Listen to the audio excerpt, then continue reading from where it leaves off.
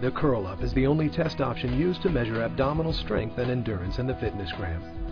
The goal of the curl up is to complete as many curl ups as possible, up to a maximum of 75, and to do so at a set cadence or pace. To administer the curl up, the examiner needs a gym mat and a measuring strip for each small group of students. The measuring strips may be purchased or made of cardboard, rubber, or any similar thin, flat material that is thick enough for students to be able to feel the edges with their fingertips. They should be 30 to 35 inches long. Two widths are needed depending on the age of the students. A 3-inch wide strip is used for students who are ages 5 to 9, and a 4.5-inch wide strip is used for older students. The pacer CD with player is needed as the CD contains a recorded cadence for the curl-up. Examiners may also choose to call the cadence. The pace is 1 curl-up every 3 seconds. The examiner also needs copies of score recording sheets.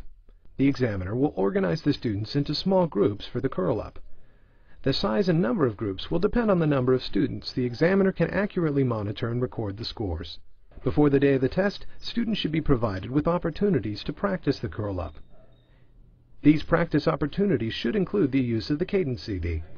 The warm-up is important to performance on the curl-up. Remember, the goals of the warm-up are to prepare the body for the activity, improve performance, and reduce injuries.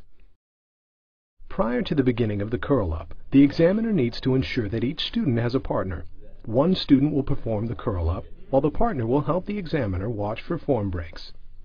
The student performing the test lies with his back to the mat and face looking up. The knees are bent at a 140-degree angle, with feet flat on the mat, legs slightly apart. The arms are kept straight and parallel to the trunk, with the palms of the hands resting on the mat. The fingers are stretched out and the head is in contact with the mat. Once the student performing the curl-ups assumes the correct position, the partner places the measuring strip on the mat and under the bent legs. The measuring strip is moved so that the fingertips are just touching the nearest edge of the strip. The audio CD cadence will indicate up, down, and the number of curl-ups completed. With the pace called on the CD, students are signaled to start and perform each curl-up slowly. We'll begin the curl-ups now. Ready? Begin. Up, down, 1, up, down, 2. Movement should start with a slow curling up of the upper spine. Up, down, 4, up. The fingers should slide across Down, the measuring 5. strip Up, until the fingertips reach down, the other edge 11, of the strip. up, The student then down, slowly 7, curls back down up, until the head touches the mat. down, 8. Heels should be up, kept in contact with the mat at all down, times, 9, and movement should be up, slow and continuous. down, The 10, protocol is quite up, different from the familiar and fast-paced down, sit-ups. 11.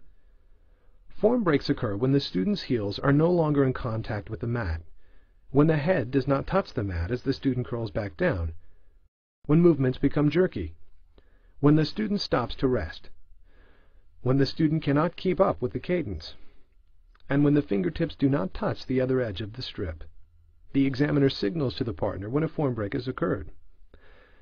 The student is stopped when the second form break occurs, when the student can no longer continue, or when the student completes the limit of 75 curl-ups. The score for the curl-up is the number of curl-ups performed. The first form break or incorrect curl-up is counted in the score. It is important for the examiner to apply this scoring procedure consistently across all students. The examiner records this score as students complete the test.